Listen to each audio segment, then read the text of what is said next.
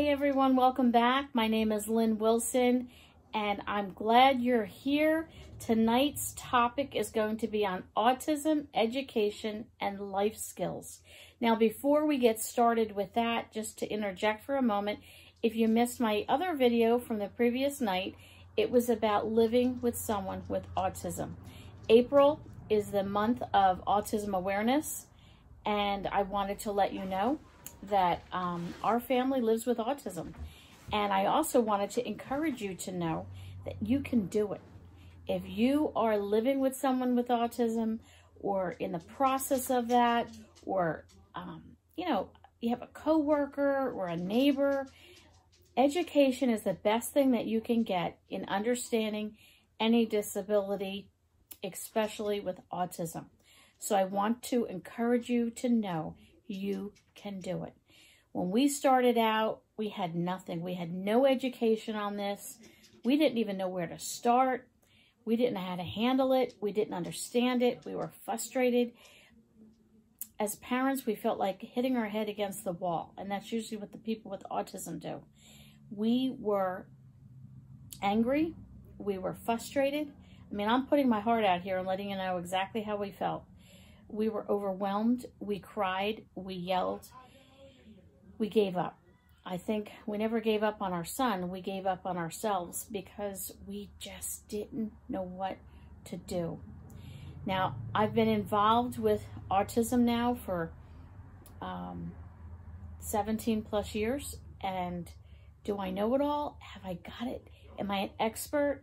Can I write a book on it? Well, I could probably write a book on it, but there's more chapters to come because I am not an expert. I have not completely figured it out. I will never completely figure it out because each autistic person is unique and wonderfully made, and they're not cookie cutters. But you know what? I'm not a cookie cutter either. We joke with each other, when they made you, they broke the mold. Well, whether you're autistic or you're an average person or you have another type of disability, you're an individual, plain and simple. You're uniquely made and fearfully and wonderfully made. And that's right from the Bible. And I am a firm believer in that each person was created for a purpose, with a purpose. And my job, as I mentioned in the last video, is to make my son a success along with my husband. So today I want to talk about education and life skills. I've had many people reach out from the last video that I did, and thank you so much for your comments. Keep them coming. If you didn't watch that, please go back and watch that one. And if you have questions, I'd be glad to help you, or at least share maybe what we did. I don't have all the answers. I don't claim to have the answers. We're just a small family sharing our heart to hopefully encourage someone else that needs the encouragement. We know how lonely it can be, how frustrating it can be, how overwhelming it can be. So with that being said, I mentioned on a video many weeks ago, I don't even remember, about life skills. And I had a number of you say, can you talk about life skill training? So let me do this first. Let me go through a list of some questions like I did the last time that people ask pretty much on the regular, or if it's not the exact question, it's kind of a paraphrase of a few questions rolled up into one. So the first thing is, when it comes to education, what have you found the best form of education to be? Now that's a broad question. First of all, it depends on the age. Are you starting preschool, kindergarten, maybe later grammar school age, maybe into middle school, high school, or into the last 3 years from 18 to 21 level of education? So depending on where you're at and where you're starting from can make a difference on maybe how I'm going to answer this. So what I'm going to do is just tell you what we've done over the years, and maybe that'll help kind of piece it together for you. Again, when our youngest was young and we didn't have a clue what was going on, we heard that, oh, they do preschool for, at least in our area. Again, this is in the state of New Jersey, depending on what state you're in and what country you're in, I don't know the ins and outs for your area. That you'd have to find out. But I can tell you that in New Jersey, if you are diagnosed with autism or some type of a disability, you can do preschool for free. And we didn't know this. So our son was coming to preschool age. We checked into it and, okay, we can do this. So we had to take him in, diagnosis from the school board, and go through all that rigmarole and the red tape and the doctor stuff and all this. So we did all that. And he started in preschool. Was he ready for it? No. Was I ready for it? No. Was it traumatizing? 100% times 1,000. It was horrendous. To this day, I can tell you where I stood the first day I saw him get on the bus. It was heartbreaking. But I will tell you this. The school system that we were part of was excellent. His teacher was excellent. And what else can I tell you? Okay, so there's a special needs bus that picked him up. And we live on a main road, and normally you would kind of stand at the end of your driveway and they pick the kids up. But this bus driver for the whole first year was a gem. She said, forget that. She said, he's the first one I pick up, and we have a driveway that wraps around her house. She says, I'll pull in the one side, I'll drive through, and I'll pull out the other side. So she literally picked him up at our doorstep. So I have pictures of him with his little backpack, and he always wore a hat when he was younger, and he's got his hat on, and the thought of this was exciting to him. He was 3. Now, for those parents out there, you know 3 is young. They think they're big, but we know they're little. And to send your kid to kindergarten at 5 or 6 years old, to me, well, some parents are like, get out of here, go to school. For me, that wasn't the case with my kids. But anyway, at 5 or 6, they're a little bit more mature and you know, self-sufficient and so on. But with somebody at 3, let alone special needs, it was tough. So I'm good. I was going to go to work that day. I was getting him on the bus and heading to work, and the bus pulled up, and our son had him and I were attached at the hip. And interestingly enough, being adopted, we were bonded, very much bonded. And he had anxiety issues of leaving me. I didn't realize how bad it would be. So the bus came, and they go to get him on the bus, and he is literally holding on to the doors of the bus. White-knuckled. It was a grip. He was not letting go. And they're trying to pry his fingers off the doors. It wasn't a good scene. He's crying. I'm hysterical. They were so nice to him on the bus. I mean, the aide on the bus and the bus driver went above and beyond. I have no complaints. It was just a traumatic experience. They pulled out. He was crying, looking back at me. I'm crying. And I said to my husband, I can't go through this again. How am I going to go to work? And he told me, you need to go to work. You need to let him go to school. It was only a half a day. Let him go to school. You need to go to work, and you need to concentrate and get therapeutic help at work by working on your computer and so on. Well, okay. He survived the first day. I barely didn't. He came home, hugs, kisses, on the lap, read books together. That's my babe, and I had to just give him extra TLC. Okay, day 2 comes. I was off that day. Same thing. Peeling the fingers off the bus.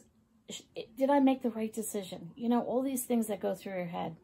By the 4th or 5th day, we were getting the hang of getting on the bus, and now this is what we need to do. Now, if you go back to the earlier video that I did, I talked about routine is so important to autistic people. Little did I know, at 3 years old, he was building a routine, and that routine was being at home with Mom. And I broke that routine by sending him on a bus. I didn't know social stories. I didn't understand what the term social stories were. I didn't know to set the stage for him. I thought I set the stage for him, but I didn't do it well enough. I didn't know to do it. If I could go back and fix it, I would. But it is what it is. We sent him to school, and it took about 2 weeks to finally get to the point we could get him on the bus and he wasn't crying, and we could get him on the bus and I wasn't crying. We stayed in close contact with his teacher. She was wonderful. We learned so much in the 2 years of preschool. I learned sign language. One of the things I learned is that not everyone that has autism is like this, but many are, and my son was one of them. You know how you say to your kids, look at me. Look at me when I'm talking to you. Look at me. Well, for them to look at you, your mouth is moving. Noise is coming out of your mouth. You might be touching your face and doing something that's too much interaction for them. So many times you'll see they won't look at you and they'll look down and you think they're not paying attention, but they are. But your mouth moving and the noise and the touching and the whatever you might be doing is too much for them. It's too much action. So they have to look away. But you can do sign language. Do you need to go to the bathroom? Do you want to say thank you? And instead of you actually speaking bathroom, and the answer is this, or 1 minute. So we learned some basic sign language. We learned to do things with a symbol. They gave every child a color, and every child had a symbol. And that symbol might be a star, it might be a shoe, it might be, every kid had something different. Our son was a boot, and his color was orange. And when he knew when he needed something, he had an orange notebook. He had an orange floor mat to sit on. He had an orange plate, and everything had the boot on it. It had the word boot and it had a picture of the boot. So visually they saw the word, visually they saw the picture. And so for 2 years, this is what he did. He had things like this. In all of that, I learned that colors can actually make or break a child's environment, let's say. So we did a big study on colors. We did a big study on what is comfortable for them. And one of the things it said is that, I wish I had the article to link for you. If I can find it, I will. It was one of the best articles I ever read, and I shared it with a friend who has an autistic son. And she opted not to follow it, but we did. What colors are soothing and comfortable for them, and we changed the colors in our son's bedroom. Now, this is 17 plus years ago, so, I don't remember all the details, but I know we followed what this article shared with us. It also talked about that if they're in school all day, similar things that they see at school would be good for you to include in their bedroom.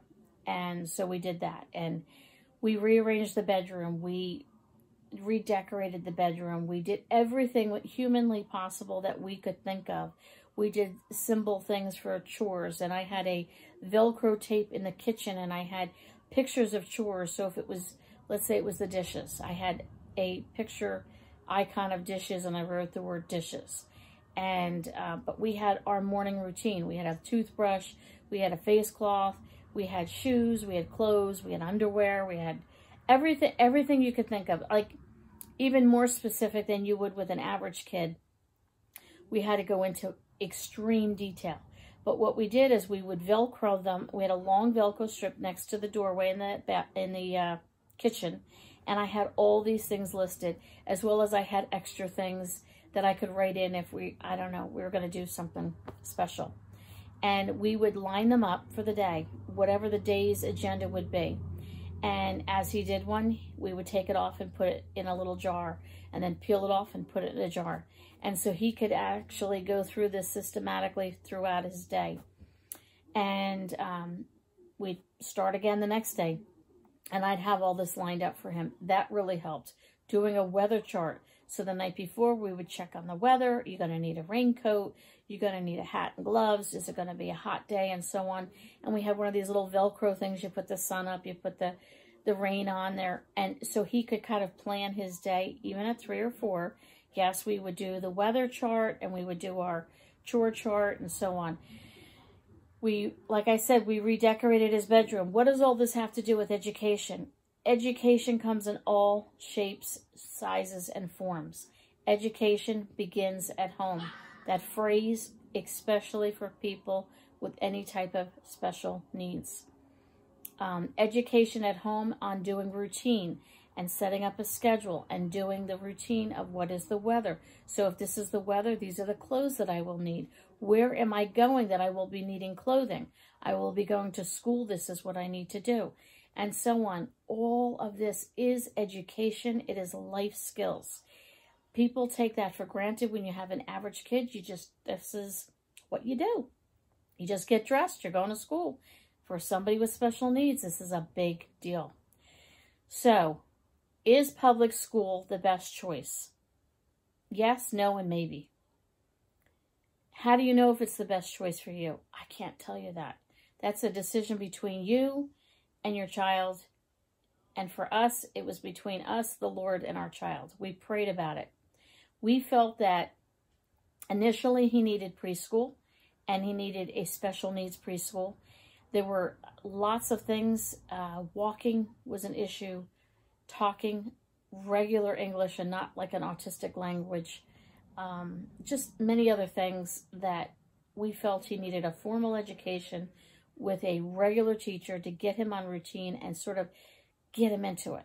And we just felt that would be the best thing for him. So that's what we did. Was it the best thing for him? Partially, yes. It started out that way. Preschool was great. Kindergarten wasn't too bad. First grade, okay. Second grade,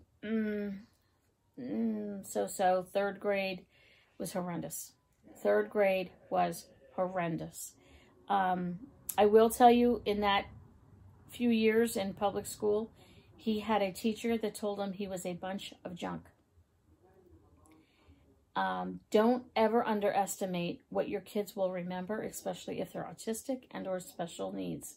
They will quote things to you. They could tell you the date, the time, more specifics than you would even want to know, that they will remember who said what, where, and how. That was our first clue that we needed to start considering different education. Every IEP, the worst thing they've ever invented and the best thing, IEPs, but every IEP we got for him said he needs one-on-one training. I don't know where you live and I don't know how much you have to fight, but we had to fight. We had to fight. I went in there with boxing gloves on and fought for my kid. My husband and I, the principals hated us, the counselors hated us, the teachers hated us. Well, maybe not so much the teachers, but anything that was a change in his education, I wanted details. I wanted to know why, how, who, how long, everything that went with it. If I heard something new, I read something new, I was saying, hey, did you ever try this? And so on. So much so, I found out there's a thing called a T-chair. And my kid couldn't sit still. Well, there's balls they can sit on and roll around. There's a T-chair. There's weighted vests they can wear. These are just some things that I had a friend of a friend that had a special needs. The daughter was a special needs teacher. I asked questions. Tell me what I should be asking. Educate yourself. Listen, educate yourself on the buzzwords that is going to get you results. One of those words is lawyer. I hate to say that. If you need to get a lawyer, you might have to fight with a lawyer. If you're going to continue in formal education and you're not going to get the help that your child needs, you have to fight for them. You are their advocate. No one else is going to fight for your kid the way you can, and you will. You will have to fight for them. If you love your child, you will fight for them. I fight for my kid to this day. I would stand up to anybody who said anything about my kid. I love him to pieces. And I want to make sure he gets the best of everything I can possibly do for him. So by the time we got through third grade, it was horrendous. The teacher admitted to us she has no education on autism. She doesn't even know where to begin to do autism. Our son was telling us he had to wait in the hallway during the school class because he was disrupting the classroom. Well, excuse me. You're in a class for special needs. Of course, all the kids are going to be this way. Why is my son standing in the hallway? This was the first year he was in a different district area for a school. We tried to meet with the principal. We tried to fight. We met with, it's not student council. I can't think of the name I want to use. It's not coming to me. But we met with all the people we needed to meet with. It was horrible.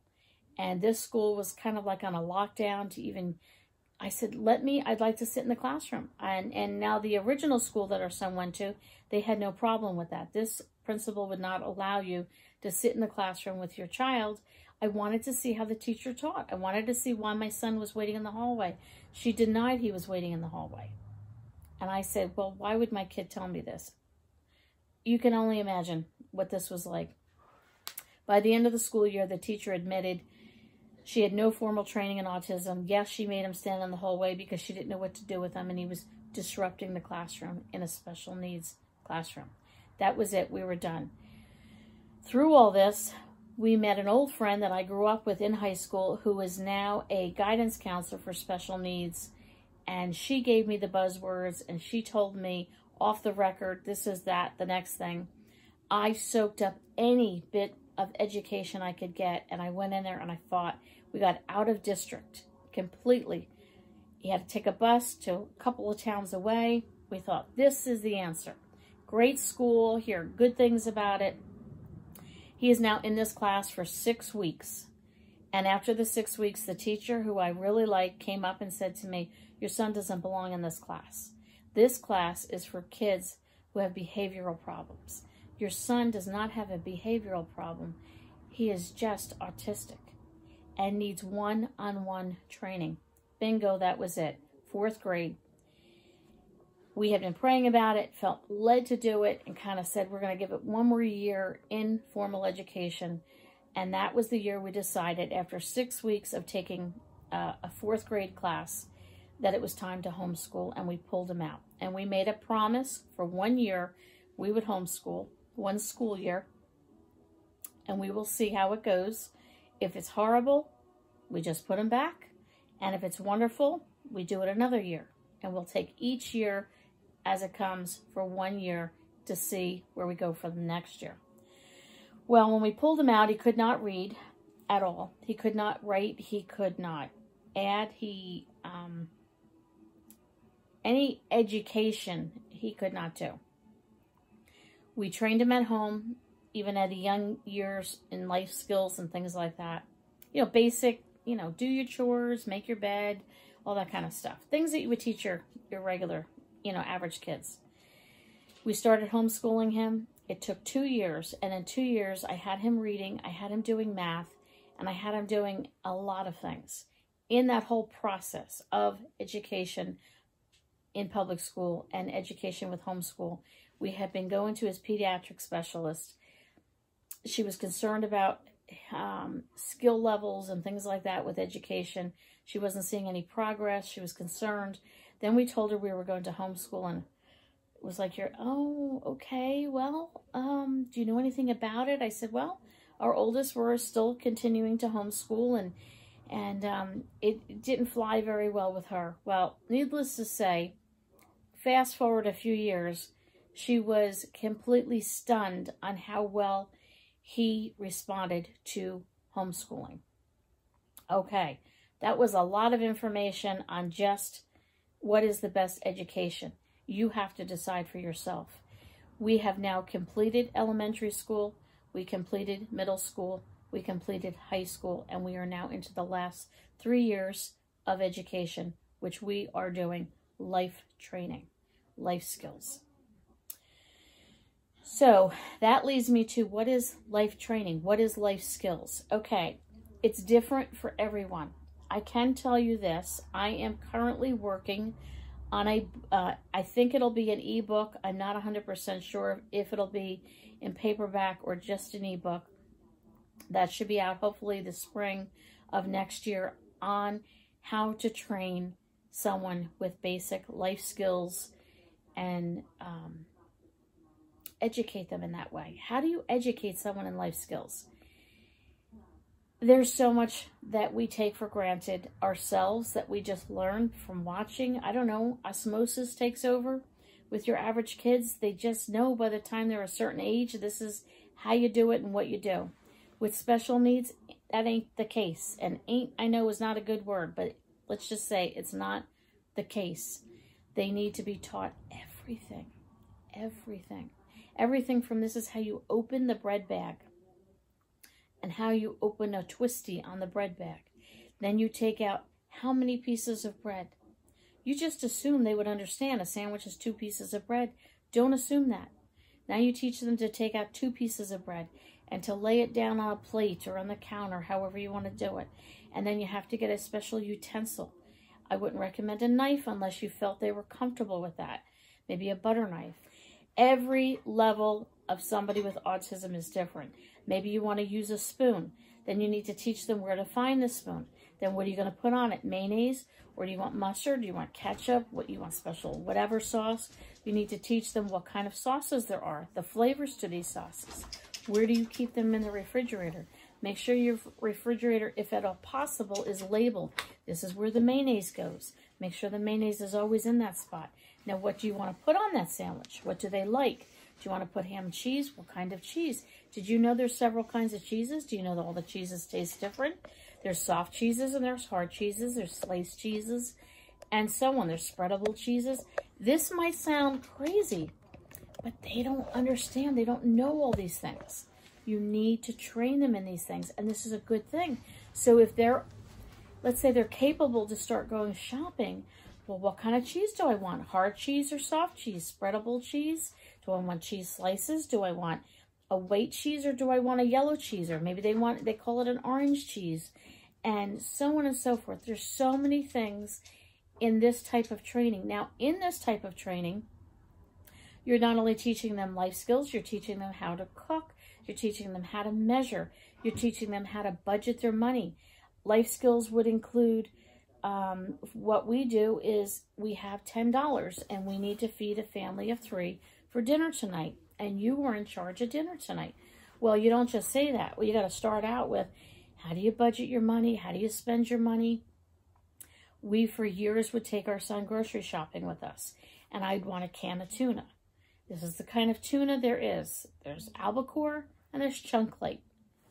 Again, sounds silly? It's not. They need to know this. There's different brands. There's Bumblebee, there's Starkist, there's the store brand. What's a sale? They don't know what a sale is. Why would you get, what do you mean? Why do I get it on sale? Be smart shoppers is one term that we've taught our kids. You want to be a smart shopper. So taking them out, how do you find the best price? How do you know what is the best price? How do you average it? How do you make a percentage? These are the kind of things that I will go, I have started the book. I'm getting it edited now.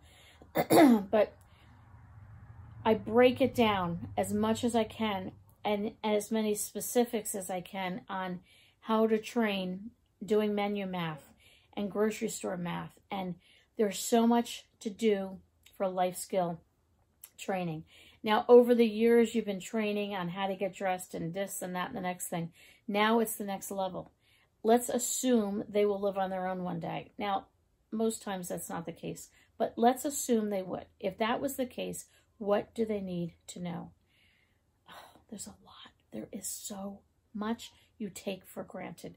So hopefully, like I said, this book will be out. If it is, I will be talking to you about it when it comes out for those of you that might be interested in getting a book like that. Okay, how does life skills differ from other forms of education? Okay, we homeschooled. We use curriculum. I use all kinds of curriculum. Is there a cookie cutter curriculum? No.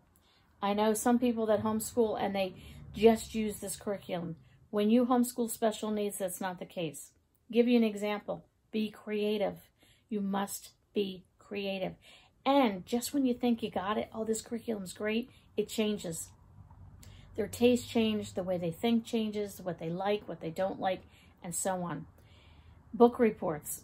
We've all done book reports growing up, right? I thought this was the thing we do. We read a book, we write a book report. So we read a book to our son, and we read the book, and he listened, and, you know, we reviewed it and all this. At the end, I wanted him to learn how to write a book report, thinking writing out words and sentences doesn't fly, at least with our son. So I got creative, and I got a big poster board. Went to the Dollar Tree, got a poster board. On the poster board, I had him draw a picture of this part of the story, and then I had him draw a picture of that part of the story, and then we had to draw a picture of the ending of the story. That took like 2 weeks. And then I wanted to write something, so we had to find a word that described the 3 pictures that he drew. A word. A sentence blew his mind. Okay, that was our book report. And we hung it up on the board, and we were proud of it. So that's what we did with that. Another thing that I did, we're trying to teach him anything from either a life skill when he was younger to words when he got older. Get yourself a deck of cards. We used Uno cards. And on the Uno cards, I put pictures of a fork and a spoon. And I put pictures of ice cream. I put pictures of spaghetti. And we did this kind of go fish thing. And we would, like with the symbols, we would say, oh, I have spaghetti. Do you have something that goes with spaghetti? You know, go fish. I have an 8. Do you have an 8? I got the fork. You got the spaghetti. But if I had a spoon, could you eat spaghetti with a spoon? So I see where I'm going with this. This is when they're younger. Now when they get older, I put the words on there. And I would put their words for the day. Let's say it was the word fun, and it was the word look, and it was the word dog, and it was the word cat. And I would put these words on the Uno cards. And then I'd say, oh, I have the word cat. Do you have the word cat? Go fish. And we would match up the words cat to cat and dog to dog. You see how I'm being creative with this? Now, this is a form of education. Yes, it is. Is this the way you would teach another child? No. And how long would you do this for? Possibly 2 to 5 years. Doing the same game the same way over and over and over. They don't get it like an average child. They get 10 spelling words a week or 25 spelling words a week. No way. You'd get 10 spelling words for 5 years possibly. And you would do the same word over and over and over. But let me tell you, again, it depends on the level of your kid. Depends on the level, but it will sink in. You're going to throw out 100% of education, and maybe only 10% is going to stick. Maybe that's where your child is. You're going to throw out 100% of education, and maybe 85% was going to stick. I can't tell you that. You don't know that. You just have to keep teaching over and over and over. Okay, so how does skills differ from education in the public school, possibly a private school, to home education? It's hard to say. Our youngest had a good education in the younger years. The latter years of elementary school were not so good. I think the best thing I can tell you about homeschooling, and I know with this whole virus thing, homeschooling has become the thing. That's not homeschooling. You don't get thrown into it because they shut the schools down in 2 days and you're now a homeschool parent. We spent time educating ourselves on how to educate in a homeschool situation. We're members of Homeschool Legal Defense. We have a lawyer for homeschooling. We've joined homeschool co-ops. My son right now is in a music theory class, and he's in a gym class, and there are science classes he can take. And we get together with other groups. And don't tell me socialization. That's a bunch of craziness. Your kids do not need socialization. Do they play with their friends? Do they see family? Do they go places? They get socialization. If you met my 2 kids, trust me, you don't have to worry about socialization. My oldest son was the director of marketing for a company for years. He is definitely a social bug. He is now a full-time pastor at his church. He's with people. He's not backwards. He's not awkward. He's normal. He's okay. And our youngest, who is autistic, if you met him, he broke the mold on autism. He's the most friendly, lovable person. And he's just a ball of energy and loves life. And yes, he has no problem with socialization. He's good. Don't worry about it. I highly recommend homeschool, but you have to do your own education on what curriculum to get. There's plenty of free education online for homeschoolers. If you're interested in information on free education for homeschoolers, leave me a comment below. I'm not going to go into all that now. It would take me forever. But if you need help with that, I can give you some direction. I would recommend the first 2 years, do not spend money on curriculum. Use the free education. Get a feel for where your kid is at, and then go from there. So I'll leave that information with you. Again, if you want help on that, leave me a comment below. I'll let you know my favorite one that I use that I think is dynamic. Leave me a comment. I'll let you know. Okay. What else do we have? How does this apply to kids with autism? Well, I think I kind of went over that. Using the Uno cards, being creative, throwing life skills in with your education.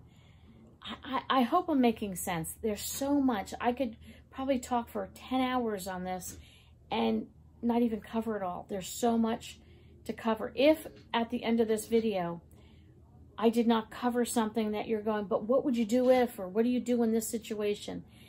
I can't cover all the questions. I don't know what your questions might be. Please leave me a comment below. I can either follow up with another video if it's worth a whole video doing it on, or I can at least answer your comment. I would love to hear from you. If you have some tips that you'd like to share with me on life skill training, I would love to hear that as well. Okay, what piece of information would you give to parents wondering whether they should use the idea of life skills with their autistic kids? What information would I give you is this: you must teach them life skills. Don't assume they can't do it. I remembered one day driving in the car. I was a mess. It was an absolute mess. I was ready to give up. And I remember talking to my oldest son, who was maybe 15, 16, I'm guessing, at the time, and talking to him about his brother. And I was so frustrated, and I was ready to give up, and I didn't know what to do. And you know, I kept trying to limit, like I would say, you know, he's not capable. He has autism, and we have to be careful. And my oldest son said to me, "Mom, stop it. You don't know the plan God has for him." And he said, "You don't know where his, you know, where the bar is for him." He said, "Stop setting the bar for him and just teach him and force him to do it. And if you set the bar up here and you know, but maybe he could have gone here. So why are you limiting him because he's autistic? Just do it. Just do it, Mom."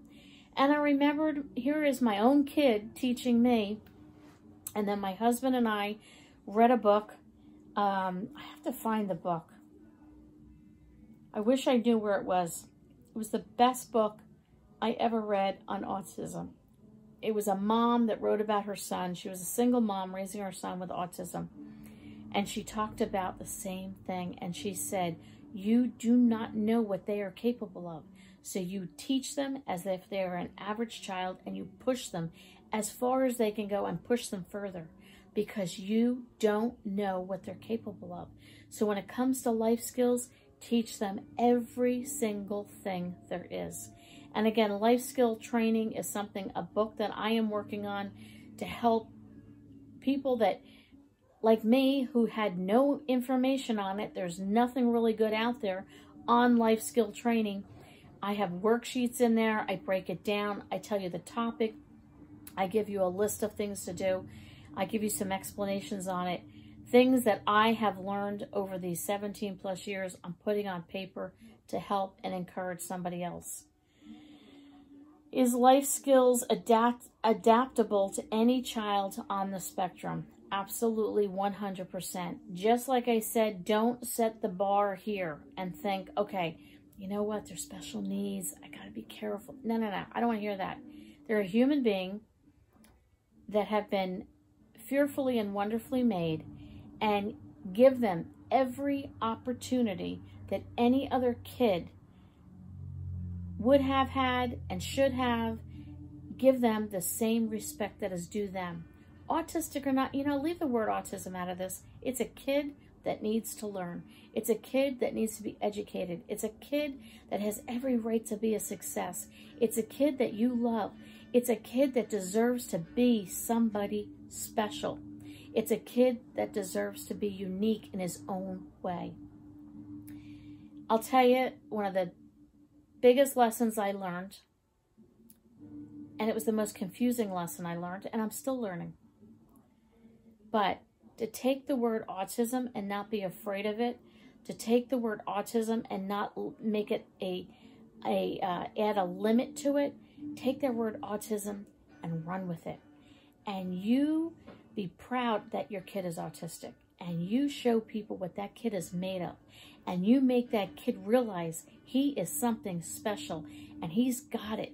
Whether he expresses himself through music like our son does, or he expresses himself with books, or he expresses himself in whatever.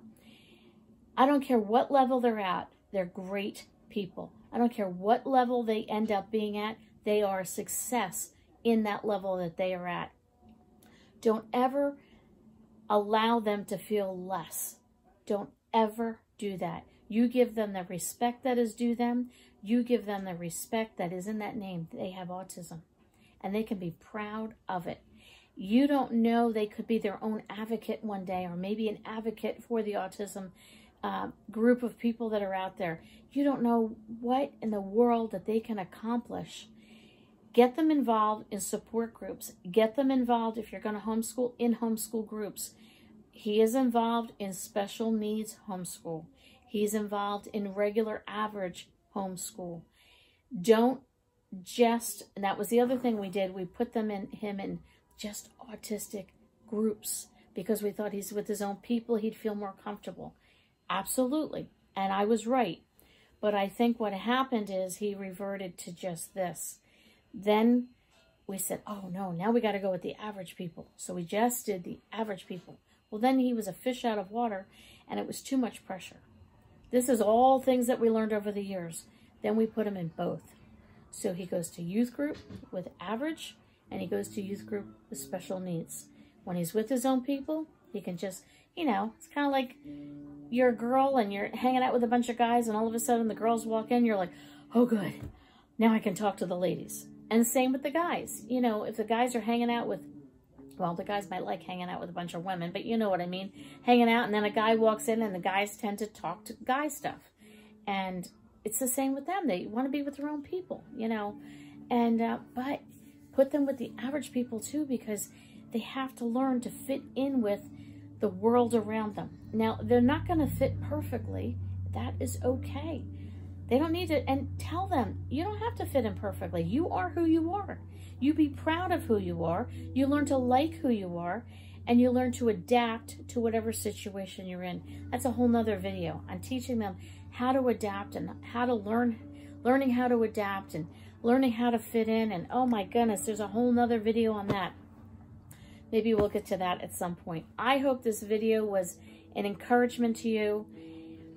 It's a lot of information to try and get into a small window of time. But again, if you need help on free curriculum, leave me a comment below. If you have questions on life skills that I can help you, leave a comment below. If you have a word of encouragement, leave a comment below. And I just really appreciate you all coming over here. I hope there is at least one family out there that's going to see this video and say, finally, somebody that understands my kid and understands me as a parent on how frightened and overwhelmed and frustrated and angry that I am. And it is okay to admit that's how you feel, because we were there, we've been there for years and years and years. And we are finally at a point now, we are in the 18 to 21 year range. We're doing the final stages of life skills. And I definitely think I need to do another video that might help you the more I think about it. I need to explain something that we came up with that works for us. It's called the whiteboard system. is what we call it. So I guess stay tuned. We'll come up with a follow-up video. I'll do the whiteboard system. I'll talk about the 18 to 21-year-old age group. And if anybody leaves a comment below that can fit in with the next video, I will be glad to include that on that video as well. In the meantime, listen, stick with it. You can do it. I'm telling you, you can do it. I have all the encouragement that I can muster up to send through this video to you to know that you can do it. Thanks so much for coming over. We'll catch you all on the next video.